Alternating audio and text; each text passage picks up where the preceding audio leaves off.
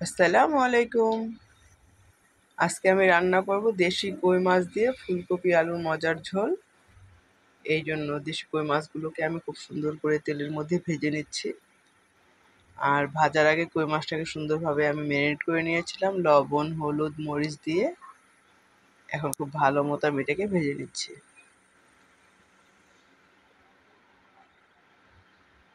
এক পাশ ভাজা হয়ে গেলে আমি আরেক পাশ উল্টিয়ে নিচ্ছি। মাছগুলো ভাজা হয়ে গেলে এখন আমি নামিয়ে নিচ্ছি।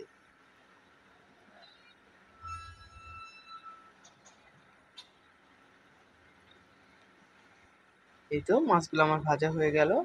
এখন এখন আমি ফুলকপিগুলোকেও তেলের মধ্যে সুন্দর করে একটু ভেজে নিচ্ছি। এতে করে ফুলকপিগুলো ভেঙেও যাবে না আর খুব সুন্দরভাবে নরম হয়ে যাবে। সিদ্ধটা খুব সুন্দর হবে। এখন আমি এখানে সামান্য পরিমাণে হলুদ আর সামান্য পরিমাণে লবণ দিয়ে ফুলকপিগুলোকে খুব সুন্দর করে আমি ভেজে নেব।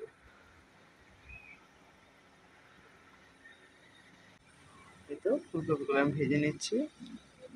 ফুলকপিগুলো আমি একটু হালকা ঢেকে নেব, প্রায় 2 মিনিটের মতো ঢেকে রান্না করব। চুলার জালটাকে মিডিয়ামে রেখে ফুলকপিগুলোকে খুব সুন্দর করে আমার ভেজে নিতে হবে। এতে করে ফুলকপি থেকে খুব সুন্দর একটা ফ্লেভারও পাওয়া যাবে। আর ফুলকপির রসটাকে সম্পূর্ণভাবে টানিয়ে নিব।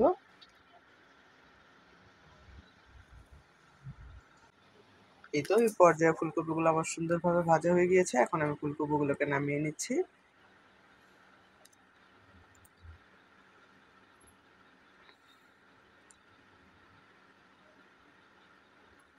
এখন সে একই কড়াইয়ের মধ্যে একটা আলু কেটে নিয়েছিলাম, সে আলুটাকে আমি ভেজে নিচ্ছি লবণ হলুদ মেখে। আলুটাকে আমি ভেজে নিচ্ছি। আলুটাকে ঢাকনা দিয়ে রান্না করে এই তো আলুগুলো আমার ভাজা হয়ে গিয়েছে। এখন আমি আলুগুলোকে এভাবে উঠিয়ে নিচ্ছি।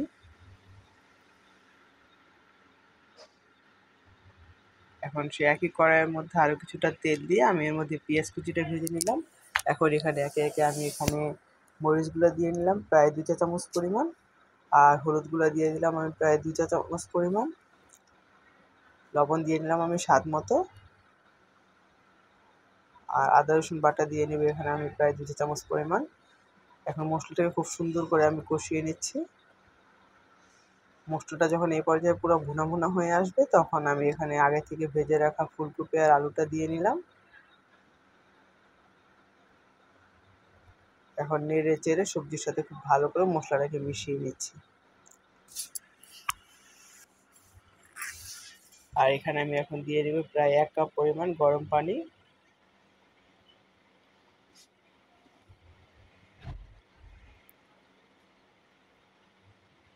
খুব ভালো মতো আমি নেড়ে নিচ্ছি আর উপর থেকে দিয়ে দিলাম কয়েকটা টমেটো। ফালি করা কয়েকটা টমেটো আমি এখানে দিয়ে নিচ্ছি। আর আগে থেকে ভেজে রাখা মাছগুলো আমি এখন এখানে দিয়ে নিব।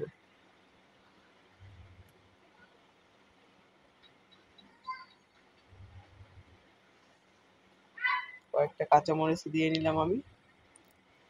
এখন ঢাকনা দিয়ে বলক আসা পর্যন্ত আমি এটাকে খুব ভালো মতো রান্না করব। এতে খুব সুন্দরভাবে বলক চলে এসছে আমার। আর এখন কিছু ধনিয়া পাতা কুচিয়ে আমি উপর থেকে ছড়িয়ে দিব।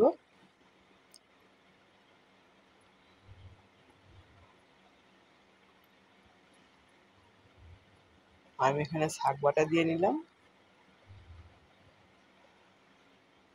আর সবশেষে দিয়ে নিলাম আমি ধনিয়া পাতা কুচি।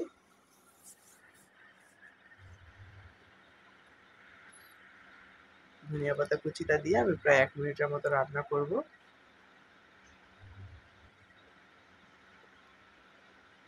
1 মিনিটের জন্য ঢেকে দিলাম।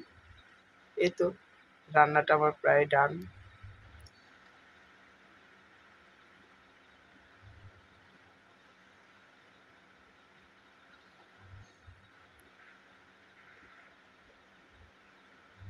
এই পর্যায়ে চুলার জালটাকে আমি বন্ধ করে দিব।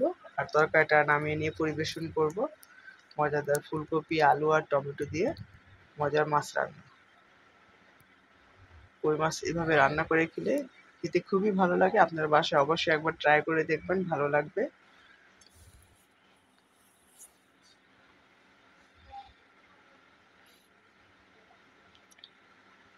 আল্লাহ হাফেজ।